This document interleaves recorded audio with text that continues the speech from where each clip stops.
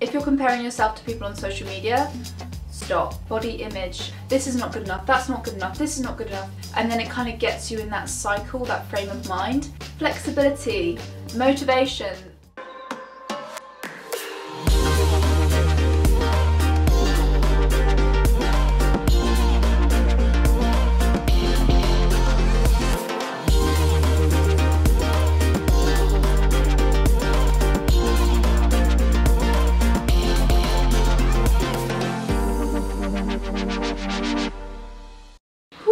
Done a sit down video in a while, it feels strange. And yes, I did turn my ring light on even though I didn't need it, just because I wanted the background to look pretty. Don't ask me why. You don't actually want to see the mess that is in front of this camera. I just wanted the background to look pretty. I wanted to be in a good headspace for this video because today we are talking about dancer struggles. If you're new around here, my name is Hannah Martin and I am a dancer. If you're new around here, my name is Hannah Martin and yes. If you're new around here, my name is Hannah Martin. I don't know how many times I've said that now. And I am a dancer. I'm at vocational ballet school. And let's just say things can get a little bit tough. I have to say this last year with COVID, I think it's been tough on all of us because we've been in our garages, we've been, well, -5 garage. I mean, it's not fun. It's not something like I wake up and go, woo! Yay, I cannot wait to have no space and be freezing cold for the next 6 hours of my life. But we've all got through it and we're all coming out the other side. And I know it's different in different countries right now, but even though I'm back in the studio, I'm still finding that I'm struggling with a lot of different things. And I think as dancers we have a lot of both mental and physical struggles that some people just don't really know anything about. And in this video I wanted to highlight the kind of the top ones. I asked you guys on Instagram what were your biggest struggles as a dancer. I got a lot of responses, so today I just kind of want to talk about the struggles and how to overcome them, or advice that I can give, because I definitely have not overcome all of my personal struggles. Life's a journey, right? So we're all struggling with something. Let's just get going on the top ones that we've got here. First one we have here is wanting to progress too quickly. I can definitely relate to this. When I'm working hard, I'm like itching to improve all the time, and if the improvement doesn't happen straight away, it's actually really frustrating. But there are some things, especially in dance, they just don't happen overnight. Turnout doesn't come overnight, flexibility doesn't come overnight. You have to work it for an amount of time before it comes, and it's just coming to terms with that. The more you experience, the more times you realise it really is just a process. The more times you do it, the more confidence you have in that process. I hope that makes sense. Big one, I got so many on this, is self-confidence, self-esteem, self-belief. I personally really struggle with all these things myself. It can be like a day-to-day thing. Like one day I could be like doing my ballet class thinking, I look great, I feel great, and the next day I'm like, I'm terrible, I don't think I can do this anymore, I don't know why I'm trying, I'm never going to be good enough. I feel like every single individual in whatever field of life they're in has felt like that in their passion, in their profession. It's a part of life. What's pulled me through? Usually sleep. Whenever I feel like that down, I realise I need to sleep. And once I've done that, I'm so much more level-headed and thought, why would I ever want to quit the one thing I've devoted my life to? But if you are feeling really down about yourself and talking down to yourself and feeling really negative, maybe get some rest. That can really help. Water, hydration.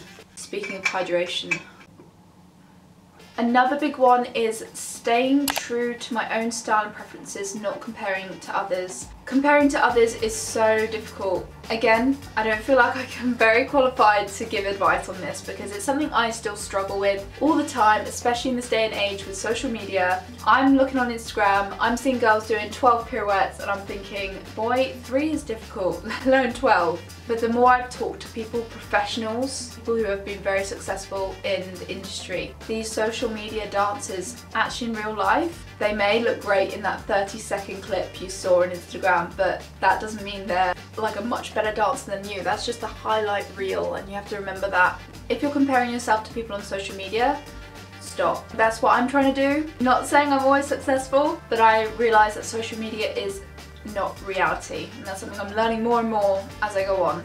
Comparing other people that are in your life I think is a bit more tricky. I start comparing myself more again when I get tired.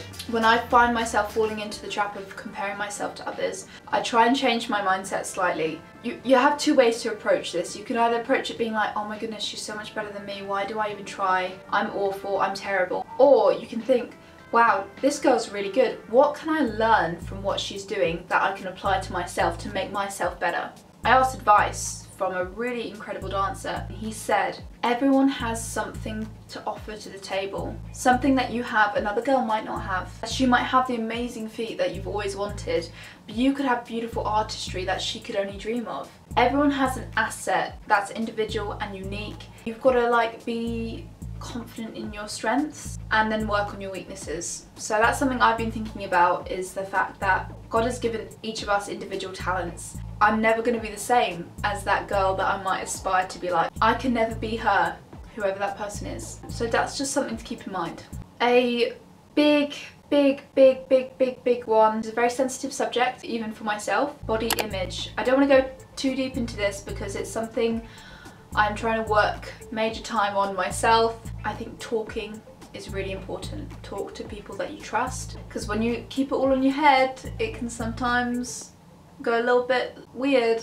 If you actually say it out, it helps you to process what's going on in this head. So this season of my life in COVID, it's been a lot harder, I think, just because we've been locked down and stress comes out in different ways, and sometimes body image can suffer because of that, in my opinion.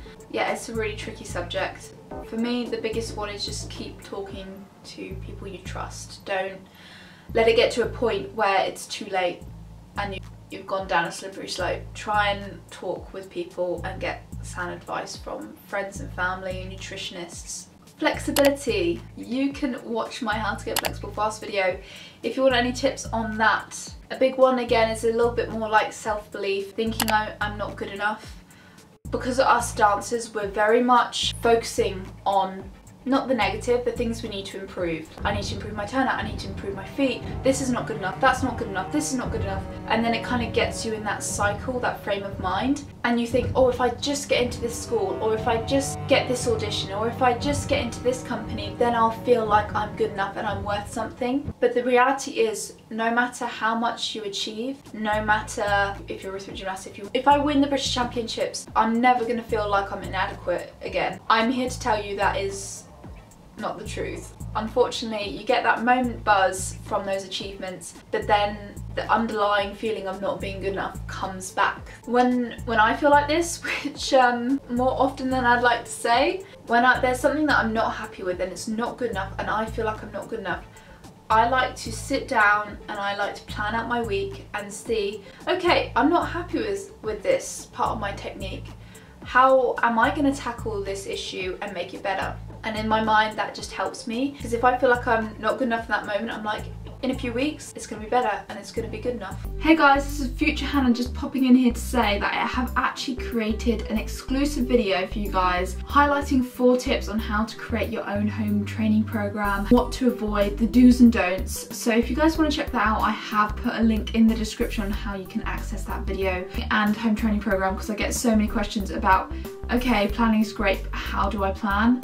Everything that you need to know is in that video. So I would definitely recommend, after you've watched this video, go head over, click the link in the description and watch that exclusive video so you guys can get a little bit more information on how to structure your own home training program. But yeah, back to past Hannah.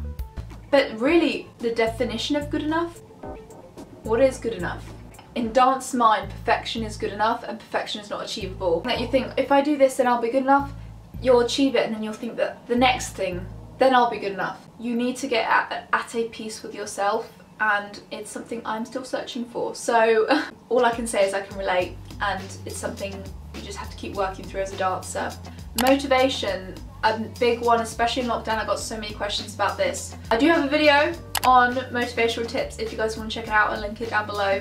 Something I heard Claudia Dean say once on her Instagram stories is that you're not going to be motivated all the time. The thing you should be more concerned about is discipline. So you're not always going to feel like getting up, training, you're not going to feel like that all the time. But discipline steps in when motivation isn't there. So discipline says, I don't want to do it, but I'm going to do it anyway. Because the bottom line is you are not going to feel motivated all the time. Trust me, I do not always wake up feeling like I cannot wait to go to school and do 8 hours of training and then come back and repeat it all again the next day. Take your focus on off motivation for a second and think about discipline, but also think about the reasons why you're doing what you're doing. When I lack motivation, I like doing my planning. You might have motivation, but then you just don't know what to do. So if you've planned it, then you know what you're doing. That just gives me so much clarity in my head. Nerves before a performance. Guess what? I've done another video on this, so I will also link this down below, dealing with performance nerves, and all my top tips are in that video and I feel like I covered it really well. But guys, those were all the main ones. I hope you enjoyed this video. If you did, make sure to give it a thumbs up. Click that subscribe button because we do videos like this all the time. Although I haven't done these sit down videos in a while, like comment down below if you like this. It's just like me chatting to the camera. Don't know if it's boring. Guys, make sure you join our little motivating community and I will see you very soon in my next video. Make sure to dream big and make it happen.